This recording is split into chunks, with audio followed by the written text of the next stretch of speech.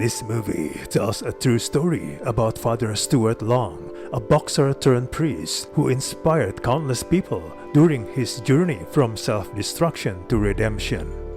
First of all, this tepid melodrama is uneven, clunky, spiritless, and overlong. It's contrived and awkwardly true story as it's poorly edited and which drama feels sketchy. The movie never finds its rhythm as it tends to zigzag from one plot point to the next. It highlights a major problem with this movie in that it moves rather quickly between life events. It never makes sense of the story it's trying to tell. Everything that happens feels a little rushed. The movie is sincere about religious feeling, but it's also too often a dramatically undernourished one. The resulting film is disjointed as it tries to include every scrap of material. Stuart's character arc, which tells us that he finds spiritual awakening redemption by becoming a priest, doesn't feel organic. The movie doesn't explain what pushed him on the path toward Jesus when all he could do was poke fun at religion.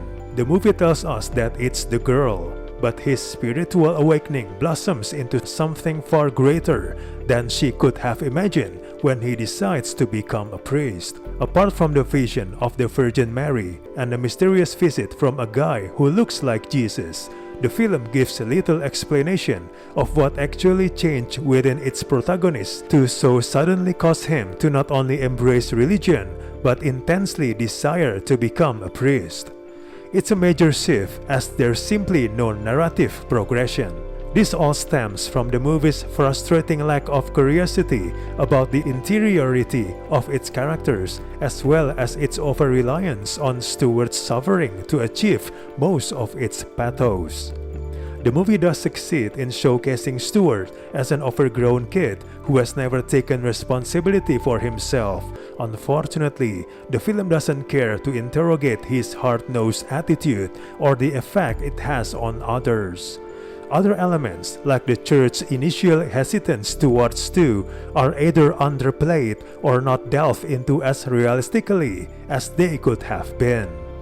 The relationship between him and his toxic father is also underdeveloped. This subplot about the fractured relationship between Stu and Bill doesn't necessarily add as much as it could. When Stu gets diagnosed with a terminal illness, that's when the film takes a steeper nosedive as it becomes increasingly clunky, preachy, and maudlin. Overall, this movie has 2 hours and 4 minutes running time, but it definitely feels a lot more. It's boring, undercooked, and overstuffed. We do not recommend this movie at all.